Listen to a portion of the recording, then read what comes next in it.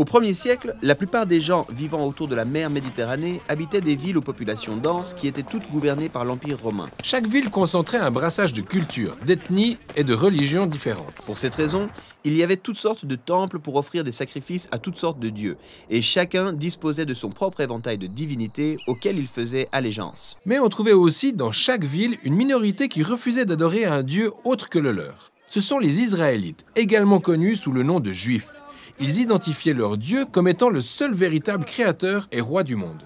Toutes ces villes étaient reliées par un réseau routier construit par l'Empire romain, ce qui facilitait les déplacements, les échanges commerciaux et même l'expansion d'idées nouvelles. Et s'il y avait une personne pour qui toutes ces routes n'avaient aucun secret, c'était bien l'apôtre Paul. Il avait passé la dernière moitié de sa vie à voyager de ville en ville, annonçant que le Dieu d'Israël avait établi un nouveau roi sur les nations. Un roi unique en son genre. Exact.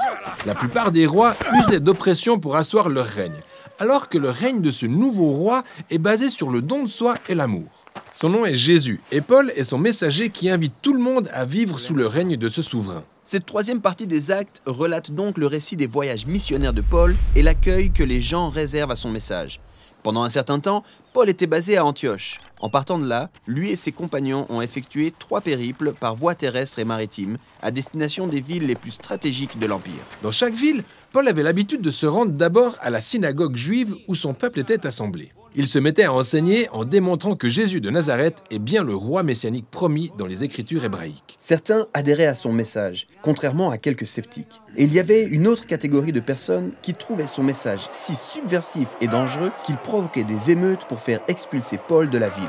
C'est ainsi que Paul s'installa au plein centre-ville, sur la place du marché. Il y a érigé son stand pour fabriquer et vendre des tentes en cuir afin de couvrir ses frais de voyage. Là encore, il continuait à partager la bonne nouvelle de Jésus, le roi ressuscité, avec tous ceux qui étaient disposés à l'écouter. Le plus souvent, les gens comprenaient mal son message, en se disant qu'il faisait la pub d'une nouvelle idole. Il lui arrivait une fois de prier pour un malade qui a été guéri. Alors les gens l'ont tous pris pour un dieu grec venu les voir incognito. Mais Paul a tenu à préciser qu'il n'y a qu'un seul vrai Dieu, dont il est le serviteur. Un message qui a une fois de plus suscité une vive opposition et de nouvelles émeutes. Il a été battu et même jeté en prison. Mais pourquoi une réaction si extrême? Eh bien, le culte des dieux était le socle sur lequel la culture romaine était bâtie. Les Romains croyaient que les dieux protégeaient leur cité et les activités liées au culte des dieux dans les temples étaient déterminantes pour leur économie. Paul ne suggérait pas d'ajouter Jésus à la liste de leurs dieux, il affirmait « tous les autres dieux sont inutiles, ce ne sont que des marionnettes ».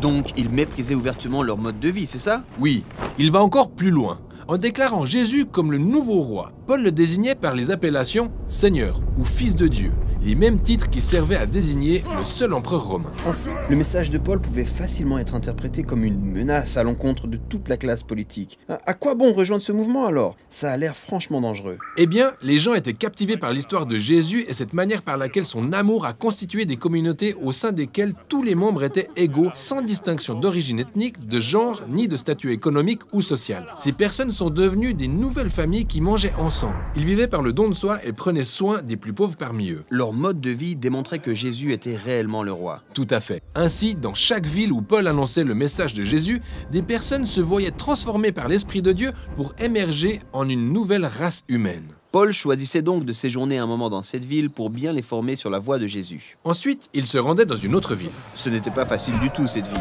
Paul a eu à subir énormément de peine et de souffrances. Mais il a tout supporté parce qu'il croyait que ses propres souffrances étaient sa manière de prendre part à celle de Jésus, jusqu'à sa vie qu'il a donnée pour les autres. Il affirmait que c'était poussé par l'amour de Dieu qu'il partageait le message de Jésus, quoi qu'il en coûte. Après son 3e voyage, la réputation de Paul l'avait précédé. Il s'était fait énormément de nouveaux amis et presque autant de nouveaux ennemis qu'il aurait dû sagement éviter. Mais c'était sans connaître Paul qui ne les a pas évités.